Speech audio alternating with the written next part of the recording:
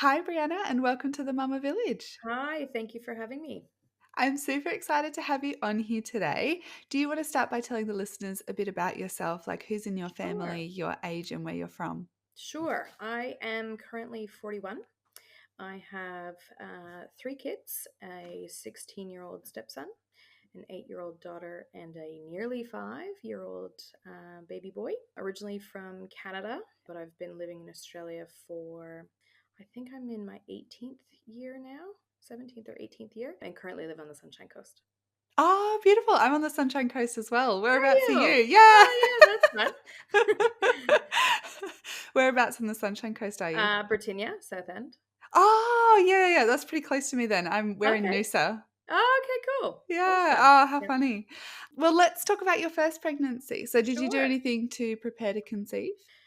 I always feel a bit funny about the question because I know a lot of people have to really focus on that. And I feel very privileged to say that no, I didn't. But we had just come back from traveling overseas. We went on somewhat of a pilgrimage to the Middle East. And my husband had been bothering me for a very long time, years, in fact, to start a family. He came with a son. I have a bonus son. And so he wanted to start a family very, very quickly in our relationship. And I just kept putting it off. So about 8 years in, he finally broke me down, took me on a trip and came back and went, okay, let's do this. So we just kind of thought, okay, after the next period, let's see what happens. And we got pregnant straight away. Wow, far Yes. out. So how did you process that at the time physically and emotionally, especially if it Yeah, happened so it was quickly? it was a bit of a shock. We were having a North American party and a conception happened that night. And my periods are like clockwork. I had never taken a fertility test. I had never tracked ovulation. I had never tracked a period. It kind of just came when it came, and I didn't really challenge the universe on those things very often. And when it was kind of late ish, I thought, well, probably not, but we should probably take a test anyway. And I did. I took a test in my master bathroom and just screamed F at the top of my lungs because we were really and we thought it was going to take a while. I was 33 and we weren't expecting things to happen as quickly, and we were actually really excited about trying more. For lack of giving too much information, too much detail. We were excited. We'd just come back from a trip and thought, yeah, let's just get into this and really connect and have a lot of intimacy and yeah, make a baby. And yeah, I just screamed F at the top of my lungs because I thought, what? Like, what? Already that quick? Yeah. And then my partner was at a work function and I went and picked him up in Brisbane, and he just kind of looked at me and said, "What's up with you?" And I said, "I have something to tell you." And he said, "You're pregnant, aren't you?" And I said, "Yeah, I am." And he was elated. He was so excited, but we kind of felt the same, like, what? Like that happened very fast. Yeah, Yeah. yeah. So then how was your pregnancy? Beautiful. Absolutely beautiful. I was very lucky. Didn't have any physical pains, didn't have any morning sickness, didn't gain a whole lot of weight, um, didn't have weird cravings. I couldn't brush my teeth without gagging. That was kind of the only kind of quirk for the first trimester. I was incredibly tired, but everything else felt good. My boobs were great, my skin was great, my hair was great. I just couldn't brush my teeth like a normal human being. I would dry heave brushing my teeth Wow. and couldn't smell the smell of raw chicken. Raw chicken had the same Ah, reaction. I would dry yeah. heave and sort of gag with the smell of raw chicken, and walking down the aisles in the grocery stores because I like chicken and I would want to buy it, and men would go, "Are you okay?" Because I'm like trying to buy chicken. And anyway, I got through it. It was the first kind of probably the first 14 weeks that took place, and then just one day that stopped. But otherwise, I felt really great. Felt really great through the whole thing. Yeah. Yeah. Oh, that's so refreshing to hear. That's so nice. Yeah. And then what was your perception of birth before you fell pregnant? It's an interesting question. And if I'm very honest with you, I didn't give a whole lot of thought. I'm the oldest grandchild of, I think there's 32 of us. My grandmother is an incredible woman. She had 9 of her own children. And so I asked her in the early days of pregnancy, she was incredibly excited. And I asked her, "Do you have any advice?" And she said, "It might hurt a little bit, but otherwise it's just, you just keep going and it doesn't hurt forever." And I thought, this is coming from a woman who had 9 of her own children and continues to raise all of my cousins. If it was bad, people wouldn't do it. And they wouldn't have seconds and thirds and ninths and tenths children. So I went into it feeling very powerful, feeling like it was an incredible honor. I felt an incredible amount of privilege as well, and very grateful that I was, 33 and was about to have my first child. In terms of what I thought, I didn't think. I just went, people have been doing this for millennia. I can do this too. And I I felt like I love was that. about to be part of a really cool club. I absolutely love that because there's so much fear around birth in our Yeah. society. So I love that so much. Yeah. And then did you do anything to prepare for birth? Yes, I worked with a private midwife here on the Sunshine Coast. I was living, when we found out we were pregnant, we were living in Brisbane. And I knew I've always kind of been on the left of center. If everyone was doing something, I always wanted to do something a little bit different my whole life. And so when we found out we were pregnant, I didn't really know what I wanted. I just knew that I wanted my experience to feel somewhat unique for me, and anything else that I had known or seen or heard or watched about birth. And so I hired a private midwife on the Sunshine Coast. I interviewed a couple in Brisbane. Unfortunately, I just didn't vibe, and that was the most important thing for me, was to really feel a connection, a vibe. I didn't want just anyone at my birth. I wanted to feel really supported. My family all live in Canada. My partner's family at the time were living in New South Wales. So it was literally just the community of women that I had met between Brisbane and the Sunshine Coast and my partner, and that was it.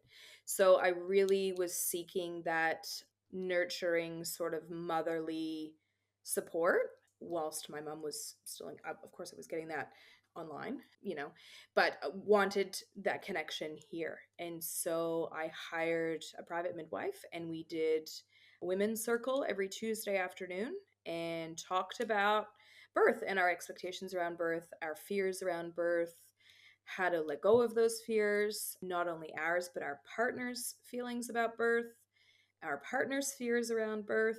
And that was just as important for me to work with my partner about that, because he had had a child prior, and that experience was quite traumatic for everyone involved. And I was very conscious that I didn't want that trauma to potentially manifest in the birth that I was trying to create. So for him to release his fears and previous expectations, or any kind of feeling he had around what birth was, because I really wanted to create the circle for us to be something different. Yeah. Yeah. And what was your model of care? So you mentioned a private midwife. Was that home birth? Was the plan? It was. I did things at kind of an ass about face way, because I hired a midwife. I hired a private midwife on the Sunshine Coast, but it took a really long time for my partner to come around and to be fully invested in the idea that I was going to birth a child in our lounge room. because he had seen a different birth. And so I hired a private midwife with the expectation between her and I that I was birthing this child at home. But the expectation and the support I needed to give to my partner at the time was, you need a plan B. And I thought, whatever, but sure. And so I also hired a private obstetrician at Budrum Private Hospital. And so for 30 of my 40 weeks, I was being seen solely by my midwife. In the last 10 weeks prior to birth, I had a once every 2 weeks check scan. The obstetrician has worked with my midwife before. She took me on as a client knowing full well that she probably wasn't going to birth my baby, and everyone was cool with that. So yeah, that's what we chose to do. My partner did eventually feel very comfortable in the fact that we were birthing at home, but he just really needed that insurance policy, I guess, or just Hmm. the idea that if things didn't go exactly as I was manifesting them, that there was an option, and we weren't going to birth in our car, or not have a space for us available. And the Yeah. obstetrician, I gave birth on Easter. She wasn't even in the country anyways. So she was definitely not going to deliver my baby under any circumstances. It was that little strange man that I had never met. So everything just worked out the way it was meant to. But yeah, we complicated it, I guess, but that worked for us. That was the arrangement. Whatever That worked for works. us. So Yeah. yeah. Yeah. Because I know a lot of people say, and even I've said it myself, that it's not the woman's responsibility to process other people's fears. But at the end of the day, if your main support person is your partner, you need them to be on board with you, because the fears will be projected onto you, Yes. and you need to work together as a team. So I love that you've gone into detail about how you work together as a team Totally. to do Totally. that. And I think probably after the first two trimesters, we were watching a lot of home birth videos. I had made the decision that that's how I was doing it, and I just wanted him to try and get on board and feel comfortable in that there are hundreds of thousands of women that birth like this, who have birth like this for forever. And hospital in science is a fairly new thing for birth, and I love that is a model of care, and that it's absolutely serves its purpose for the majority of people. But there are lots of ways to birth a baby, and we would watch so many YouTube videos. And to the point, my husband did like a stand-up comedy routine. He was trying something new. Good on him. And he would say, I would come in, my wife was pregnant and thinking I'm going to get lucky. And she was watching naughty movies, but she wasn't. She was just watching people birth their babies on YouTube. Because you have, those how the baby gets in is how the baby gets out type of noises. And yeah, he would put that into his stand-up routine. And it is true. We would watch hundreds of YouTube videos, and I think just watching that together, about and how emotional it made me, and watching how comfortable it made my partner feel, and you could see the opening take place. You could see and you could feel like, okay, this is actually a real possibility. We could, if we work really hard together and prepare together, we could have something like this as well. So Yeah. that was fun. Oh, what a beautiful process. Yeah. So let's talk about your birth. How are you feeling towards the end of your pregnancy and the lead up to labor? I felt really good. I was starting to get swollen feet, but I'm like a goer. I don't know how to sit still. We were living in Brisbane 3 weeks before I gave birth. We moved house because why not? So like preparing and nest, like all of the, kind of preparation and cleaning bed sheets and preparation. Like I did it 3 weeks before my daughter was born. And yeah, I just kept going. It was full steam ahead. My parents were coming from overseas. My mom was part of my birth team as well. And so I just wanted to have everything nice and ready for them. And we got there, we moved house and moved into a beachside unit. I really wanted to have my babies close to the water. And we were just renting a unit on the Sunshine Coast at the time. We had a house in Brisbane that we had rented out, and just wanted to birth our babies on the coast. And yeah, I felt really good. Started to get swollen feet because I wasn't resting.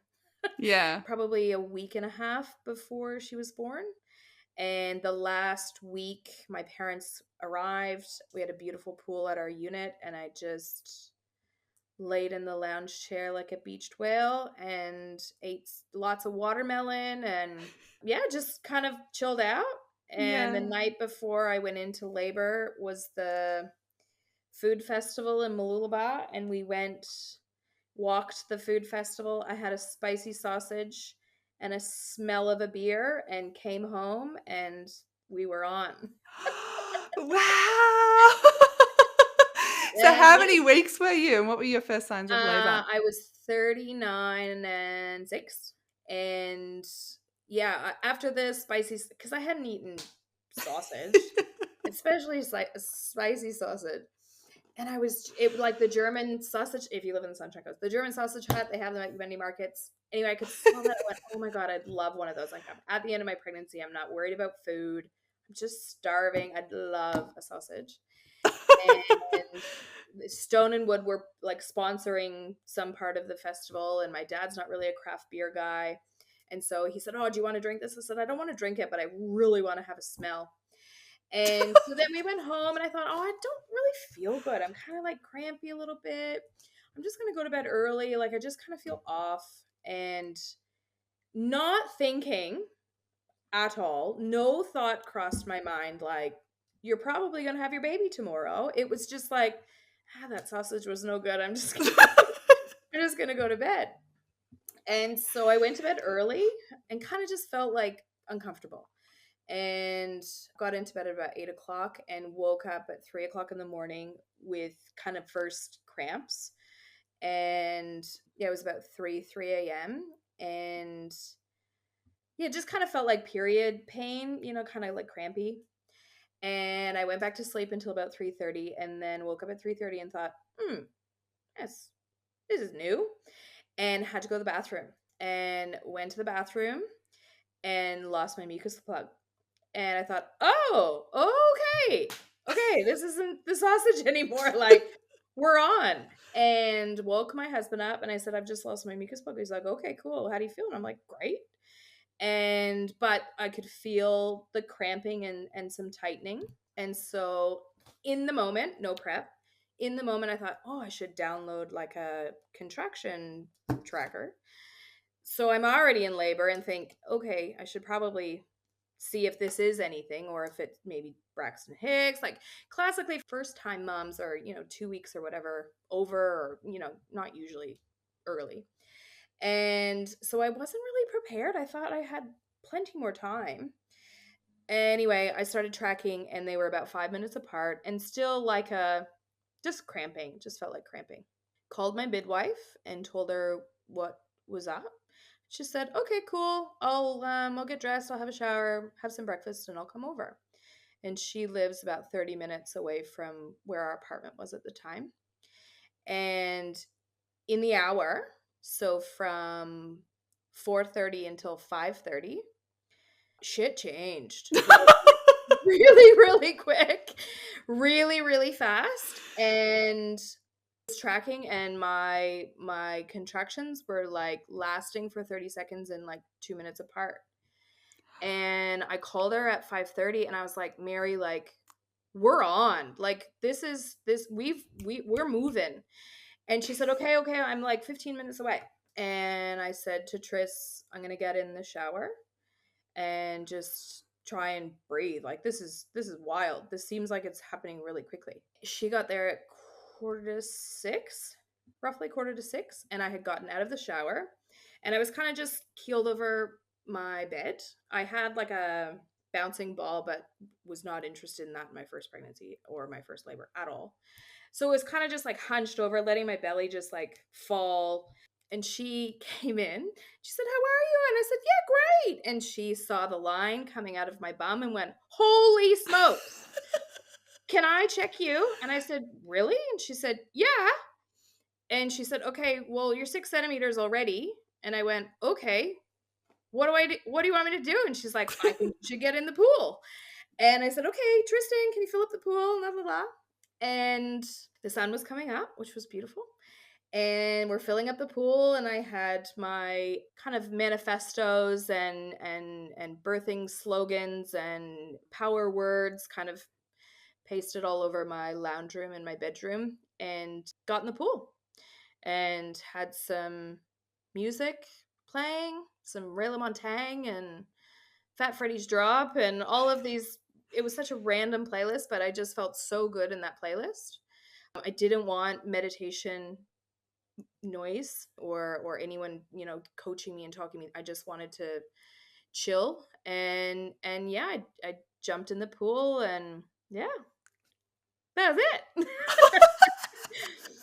So tell us what happened when you got in the pool. Like how So quickly was I was in the pool it took about 10-15 minutes to fill up. So by 6 o'clock, the pool was full. Jumped in the pool, and my contractions had ramped up a little bit, but they were still very manageable.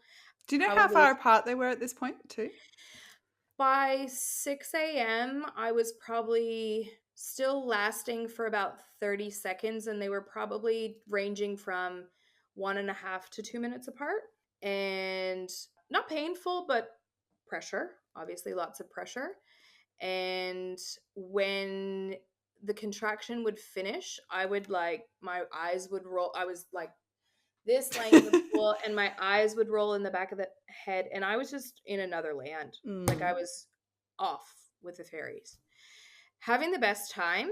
And then I would come to and really like breathe into it, and kind of push down into my bottom a little bit and breathe into my bottom a little bit.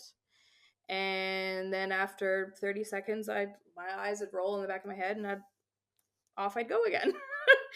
And so that probably went on for about an hour. And by about 8 o'clock, I would say I did the transition and got into active labor. And I was probably between 45 seconds and a minute apart at that point.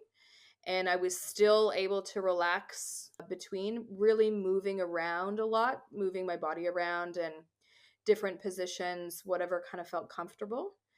And yeah, I had active labor for 2 hours, Yep. about 2 hours. And yeah, she was born at 9:57, and I was seated and kind of birthed her out the front side, which it wasn't what I thought I was going to do. Like you were seated in the pool? I was seated in the pool, kind of hands on either side, felt down for her, birthed her head, which was the most incredible experience of my whole entire life. And then felt a whack of hair, and then off to the fairyland I went again.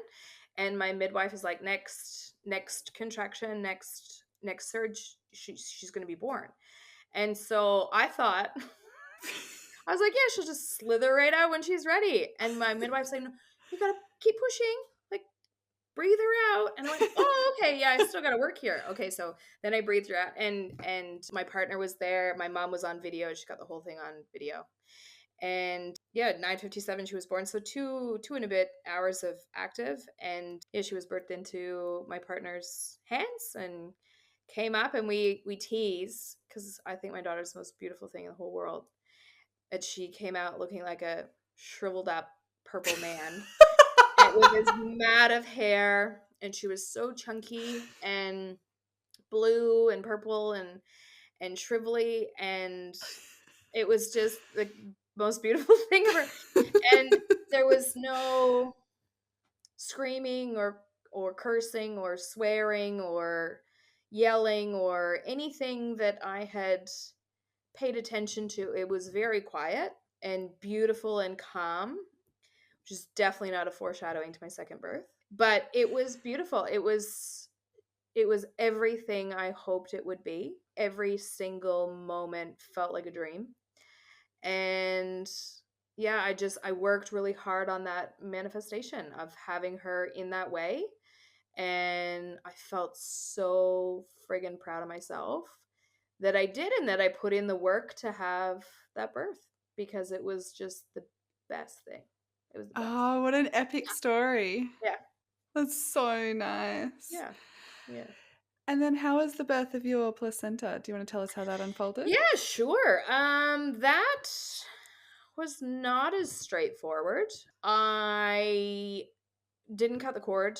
We didn't even talk about really delayed cord clamping. I just went, everyone, do not touch her, like, get away. And I didn't say anything, but it was just kind of an understanding that I'll let you know when I'm ready for this cord to be cut. I'll let you know when I'm ready for this to take place. And yeah, I sat with her for probably 30 minutes and didn't feel anything, didn't feel a release, didn't feel the urge to push again.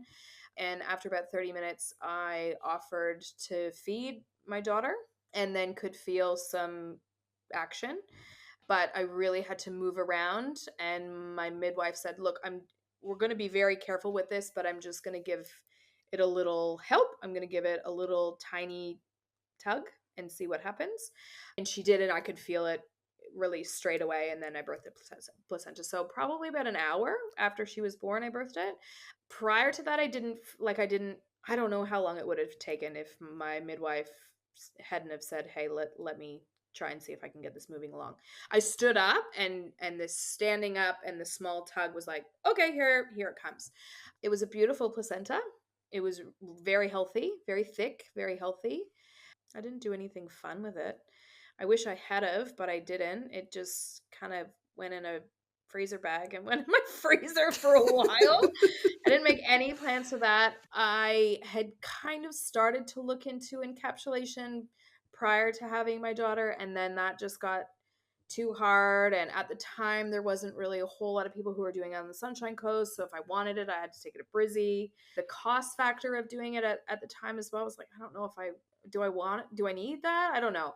I Mm. didn't put enough effort, I don't think, into post natal care or what I wanted that to look like. I was just totally focused and manifesting on the actual birth and nothing to do with after.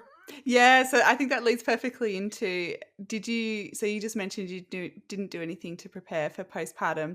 And before we get into your overall postpartum experience, how was your physical recovery after the birth? And did you have any tearing to heal from? No, I didn't lose any blood, like Amazing. 30 mils, no tearing. The after pains, the contraction of the uterus was a little bit how you going, but it was if I'm honest, I dare to say I didn't feel pain in my birth. I felt a lot of pressure and I felt uncomfortable at times, but like when people say, "Oh, how was it? Was it so painful?" I don't associate with what I did with pain at all, except the afterbirth. So except the contractions of my uterus, that was full on. That was really really full on. But yeah, I have a photo the afternoon. My brother surprised me from Canada. My whole family's in my lounge room. I'm sitting on a donut. We go and have a family photo, and I squatted in the photo. And my mother shared it on whatever, Instagram and Facebook at the time. And my grandmother, this woman who birthed 9 children, is like, didn't like you just had a baby 5 hours ago and you're squatting? Like, what? I didn't pay attention to that. It was just like, you've had a baby, let's go, move on. And my body felt good.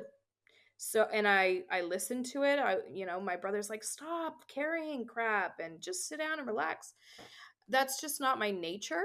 And so I really didn't do a lot to prepare to relax. It was like, cool, we're a mom now, off we go. And I think I had to mourn that a little bit as my daughter got bigger. That I didn't protect that time and that I didn't protect that space and that I didn't take just all the selfish moments of the first 2 weeks and just shut everyone else out of my life. I was like, "Yeah, come on, come see the come," you know? Yeah. And because that's classically me. And yeah, I really had to really think long and hard that if I got the opportunity to do that again, would I change? And 100% I would change that. Yeah. Yeah. And focus more on me and my needs and the connection with my child and not making a roast dinner on a Sunday night after giving birth, like it was just I felt like Wonder Woman and I acted like it and I didn't need to in that time of my life. Yeah. Yeah. It's all these little lessons that we learn. For sure, for sure. And Mm. I no one really told me, no one really talked about it, no one really said anything. There was a lot of, your parents are going to be here and my parents are beautiful and they'll, cook the meals and they did and they offered. But that's just not my nature to receive.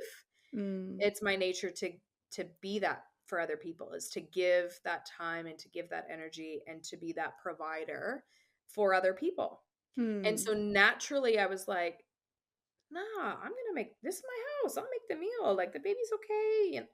And I just didn't receive as I didn't receive anything that was offered. And yeah, I made a choice to do it a different way the next time. Yeah. Well, I think that leads perfectly into your second pregnancy. So, did Yeah. you do anything to prepare to conceive the second time around? So I had two back-to-back miscarriages between my kids. And when we decided that we were ready to have another child, my daughter was 18 months. And so we kind of worked out, oh, they'll be 2.5 years apart. How good. We did nothing to prepare. And same thing. I didn't track ovulation, didn't check my fertility, did nothing. And just thought, okay, let's give it a whirl again, see how we go. Got pregnant straight away. And I miscarried at 12 weeks at my in law's house in New South Wales. And it was a very traumatic experience. My partner's mental health at the time was really low. He continues to run a business, an international business, and it was tough at that time. And so his mental health in terms of business was very crap. And then we lost a baby. So it was like chaos, absolute pandemonium. And yeah, that really hurt. Um, yeah, it really, really hurt. And again, it was like, yeah, I'm wasn't a club I wanted to be a part of, but I'm a part of this club now. And I felt, I don't know, I felt like I needed to be open and vulnerable in that because I had had such a beautiful first pregnancy and a beautiful first birth. And yeah, my expectation was like, you got this. It was easy, no problem. And it's not. And it hits you like a ton of bricks. And I was very open and very vulnerable and very sweary and very angry and very mad. But I shared that with anyone who would listen. I shared it on socials and I got a lot of people DMing me or private messaging me or commenting that they too had been through similar. And I had no idea. Of course, it's not something that a lot of people feel comfortable talking about. There's a lot of secrecy and shame and sad feelings and loneliness and all of the emotions. And then we got pregnant again a few weeks later. Wasn't the intention. We weren't trying to get pregnant again, but we weren't not trying to get pregnant. And we got pregnant again and the same thing. After 10 weeks, I miscarried again in Canada. And same thing. It just sucked and I felt robbed. And my husband, he wasn't even in Canada with me. I was with my parents, I was very grateful and very lucky, but he wasn't there. He was away in New York at the time. And again, those feelings of what the hell is going on? And I had to take a really big step back. I didn't want anything to do with sex or intimacy for a very long time because I had had this beautiful, in my mind, picture perfect experience, first experience, and then totally railroaded two back-to-back experiences and thought, okay, my body's not ready for this. I need to take a break. And if I get pregnant literally anytime we try, I don't want to try anymore. I just don't want to be in that space until my heart feels okay and my mind feels okay. And I had to really tell myself, like, just be kind with your words to yourself. And I think a lot of women would, if they've been through that experience, would feel the same thing. Like, you just think there's something wrong with you. I have a beautiful friend in Canada who had a similar experience. She had two miscarriages back to back, and she introduced me to this beautiful book. I didn't read the whole book. I couldn't read the whole book, but essentially the thought behind the book is, every soul that comes to you for a reason or a purpose or a length of time where they bring knowledge or clarity or emotion or vulnerability or whatever it might be. And that really helped. It really, really helped. Um, because waiting on the other side of those two miscarriages was my baby boy. And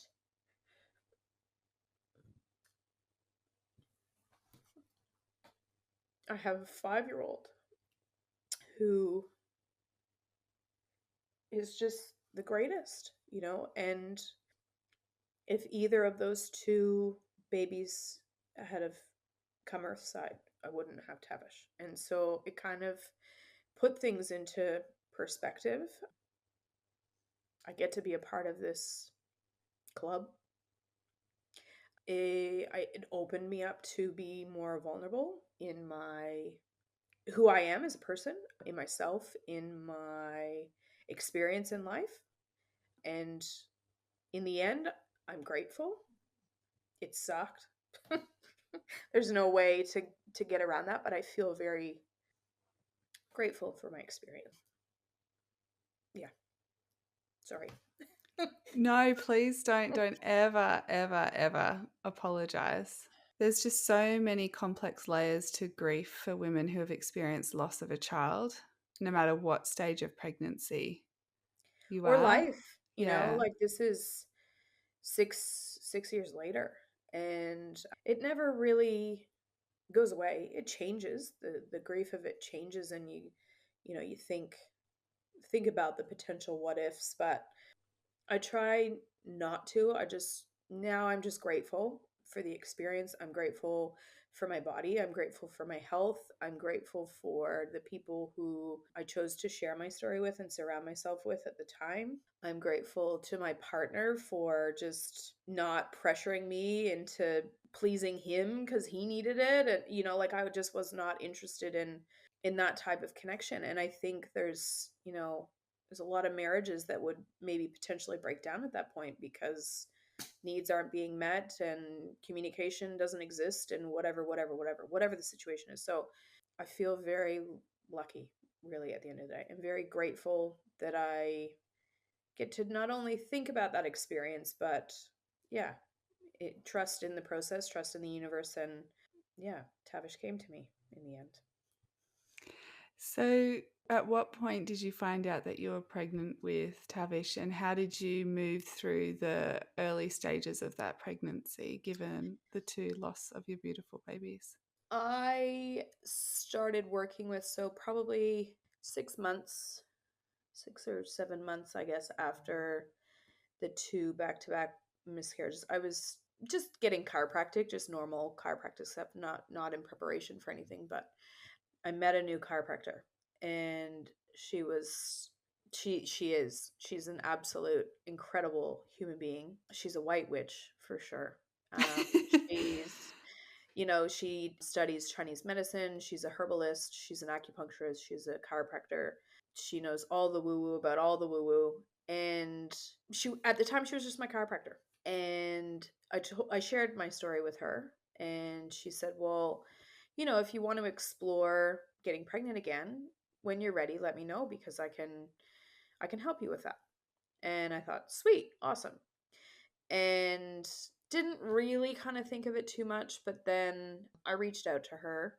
She had one child. She suffered some eating disorders and bulimia and all kinds of things when she was a younger girl, and was told medically that she was not in a position or capable of having children on her own. And had some other things going on, but after studying herbalism and naturopathy, found herbs and conceived naturally at 42, 43. I don't know. She was in her 40s anyway, and had a beautiful child.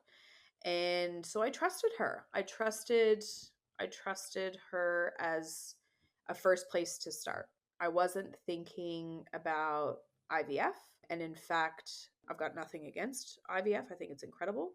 I'm just on the side of woo woo as well. I want to try some natural things. I want to try herbs. I want to try an old wives' tale history. I don't know. I just want to try all the things. And she ordered a blood test for me, and my doctor said everything was fine. Everything was not. And I think that's something too that I try, and I'm not skilled or trained or educated to tell anyone to do anything or suggest anything to anyone. But what I will say is when you get a blood test and you have a doctor look over that blood test and you fall within normal range, that normal range may be fine for some, but it's definitely not for others. And what we found in my blood test, that my thyroid was out, my iron was out, a whole whack of stuff going on. My B vitamins were low, and my beautiful naturopath said, "I know exactly what to do." And she put me on the worst tasting herbs ever, and she gave me all of these concoctions of things to take and when to take them, and what to take. Vitex was a big one for me, and it's actually usually prescribed to men whose testosterone or libido is quite low, and it naturally enhances testosterone and libido in men, but it actually has the same result for women in terms of progesterone, and it worked. I was on her horrible tasting concoctions for about a month, and my husband was going overseas for work, and I was finally learning how to track my ovulation. I bought an ovulation kit on my fourth pregnancy. I thought, oh, I'll give it a whirl and see what this stick says. There was no happy faces prior to him going to New Zealand, and I thought, whatever. We'll just have some fun. He's gone for a week. We're not doing anything. There's no smiley faces. It's not happening this month, but that's okay. There was no pressure. Mm. And 2 days after he left, I had smiley faces on the stick and thought, oh, fuck, just missed the window. Turns out I did not miss the window, and it just turns out that whatever it says on the ovulation stick is not exactly true for me. I tend to conceive 2 days before prime ovulation. It was the same with my daughter. Even though I didn't track my ovulation when we worked it back, my naturopath said, when was your period? I knew exactly when it was. I knew when the party was. I knew when I conceived. And she just said, yeah, you're the 2-day window prior to the happy face on the stick. Anyway, we got pregnant straight away with Tavish. Felt good, felt nervous, very nervous, but I felt very good. And we didn't say anything to anyone for a long time. And I'm the type of person that just wants to shout it from the rooftops, but I didn't. My heart wasn't ready for bad news again. And so we kept the information pretty close to our chests until we were kind of in the clear. And that was probably around 16 weeks. And then we told our family we had a healthy baby. Pregnancy was good. Cravings were weird. I was very tired. I gained so much weight. I was carrying him very low. I ended up getting stretch marks. I had like still weird gagging, but for different things. Wasn't sick, thankfully. I wasn't sick, but I was eating mandarins and clementines and oranges by the handfuls all day, every day. Quarter watermelon almost every day. Like I've needed citrus and then Mm. McDonald's hot chips. So weird kind of flavor things happening during that one, but still felt good. Mm. My body was a lot bigger than it was the first time around. I started showing really quickly and felt like I looked 9 months pregnant from about 4 months, like the whole time from 4 months. It was like it was just that big until we were done. But otherwise, it was good. I listened to my body a lot more. I rested a lot. We got pregnant at the end of 2019. No, sorry, beginning of 2019. And Tavish was born in October of 2019. And so we went through the winter. It was quite mild. It was beautiful. It wasn't too hot. It was really lovely, actually. And then, yeah, he was born in the end of October. Yeah. So, what was your model of care this time? Same midwife. I was working with a student midwife as well. So my midwife was coaching and taking on some students, and asked if I would feel comfortable having a student. I said, absolutely. Also hired a doula. My beautiful friend Renee, her mom was my doula. Deb also worked as a placenta encapsulator. Mm. And so I plan to get my placenta encapsulated this time around. So same model of care. We weren't doing the circle time or anything in the second pregnancy, but I was meeting with Mary. I didn't have an obstetrician. I didn't have a backup plan. It was like, this is how it's happening. Yeah. But in the manifestations of the second birth, I saw a boy. I saw sunset. I saw the day. I saw the 24th. 24th was everywhere. And in one dream, I free birthed. And it felt really, really, really, really, really, really, really real. And I didn't say anything. I didn't tell my husband because I thought, not going there. We're Yeah. just gonna keep that dream to ourselves. But I was in my head. I was prepared that that could be happening, and I thought, cool, that's fun, that's different. I'm in for that. Another girl who was also due at around the same time lived in Brisbane. My midwife, the student midwife, and the doula were also working with this other woman. And I called Mary at 3 o'clock in the afternoon and said, "Hey, Mary, we're on." She's like, "Oh, God." And I said, "What?" She said, "Well, I know you told me the 24th is 24th. Yep. And I know you told me sunset and it's almost sunset. Uh huh. I'm in Brisbane, and this woman is nowhere close. And the way you birth, I'm not going to make it." And I was like, "Cool. Okay. That's fine. No problem. I got this. It'll be fine." And she's like, "Okay, so if this happens, just call the ambos and get them to wait in the driveway just in case. Tell them not to come in your house, but just leave them in the driveway. I'll call Terry and see if she's available." And Terry is another beautiful midwife who was the second midwife at my first birth, but called Terry. Terry lives in Mulaney. "Terry, hi. Mary's in Brisbane. What are you up to?" And now she's like, "Oh yeah, I'll come."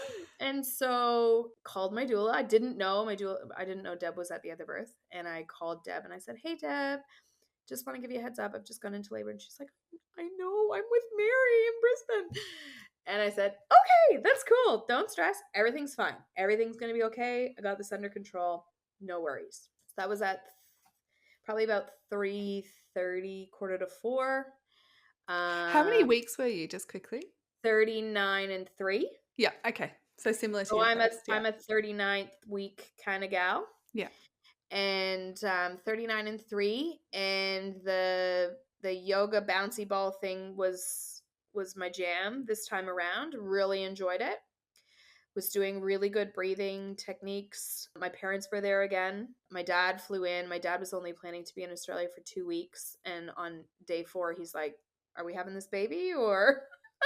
And I said, "Look, I'm trying." And then all the action started. So they were there to look after our other kids, which was beautiful. And and we had moved into a different home, bigger home. We were set upstairs in my bedroom. Same kind of vibe. I had the manifestations, I had music, different playlist, but similar music. The birthing pool, got everything set up. By about 6 o'clock, Terry arrived, and by 6:45, I had another student midwife arrive, and at 7:10, my son was born.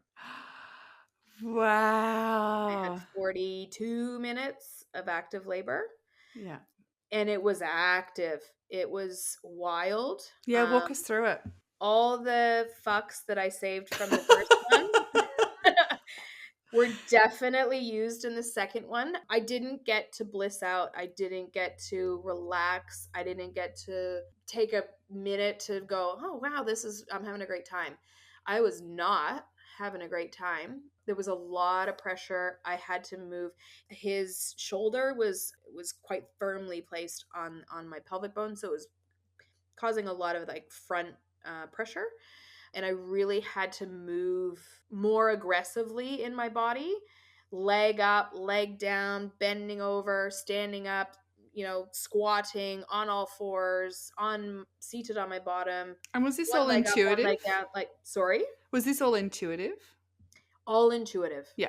Okay. Just totally listen to my body and its comfortability at the time. My eyes are always fully closed in birth for both of them, but my moaning and my decibel, the loudness of my moaning and my cursing and swearing, and I just looked uncomfortable. And so my birth team, who was my mother and partner, were the only continuity of my first birth, were looking at me in my second birth going, ooh, this feels different. This looks different. It sounds different.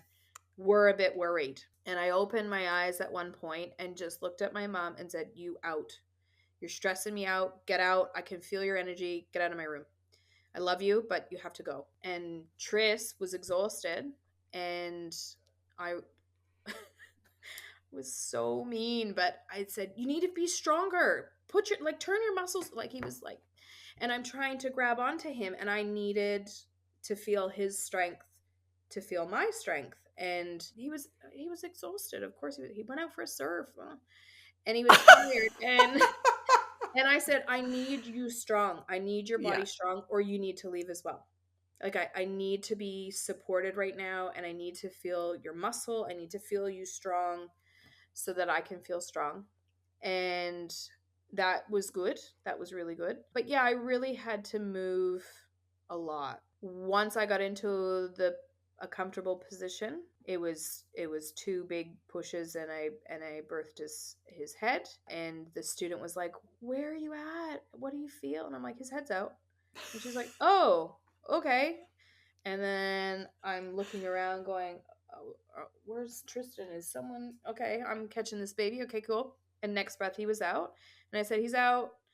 And more blood, no tearing, but I did lose some blood and birthed my placenta very quickly within 15 minutes. No tugging, no pulling, no herbs or Wow, any that's other quick. things. Yeah. And it was very quick. We put it in a stainless steel bowl, and I had delayed cord clamping then as well, for about an hour, and then fed him, hopped out, had a shower. My body felt it this time a lot. I had a shower and my legs felt weak. It was really hard for me to like stand up. Like, I felt like, if you go for a big run and your legs are all jiggly and wiggly, it was like that, of course. Just had a baby. The after pains were out of this world. My midwife and my doula ended up arriving at 10:30 and brought all the delicious things, but my doula gave me, I don't even know what the tablets were, some kind of anti-nausea something or other. And that helped a little bit, but I was in so much pain, especially breastfeeding.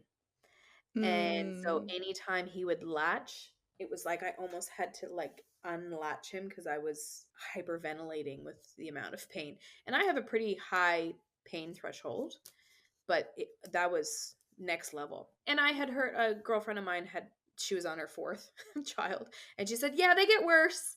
And I said, "Okay, the first one was bad, but the second one was this one was really, really bad." So that was a change after he was born. We stayed in our room for 4 days and just had, our children were there for the birth, and they were flitting in and flitting out. They would flit in and flit out, but my husband and I literally stayed in our bed with our baby for 4 days.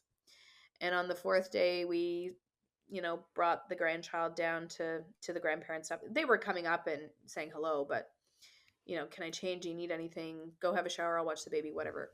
But didn't really have any time with him, and which was different for them as well. And I briefed them that that was how it was going to be this time. And they were cool. Yeah, day 4, we came down and went for a walk around the lake, got some sunshine, and yeah, stayed in our bubble for 2 weeks. Just my parents, my other 2 kids, and new baby, and my partner and I. And that was it. And just family meals, swims in the pool, walks around the lake. No Monday markets on day 4. Like, just Yeah. chill. My doula and my midwife came over every day. They took my placenta. They brought the capsules. I was taking my capsules. Deb also made me a beautiful castor oil tincture with some of the placenta oil, which was incredible. Still to this day, I use it on any like eczema or kind of weird skin spots on my son or any of us, but mostly on Tavish. Still have placenta capsules in my fridge.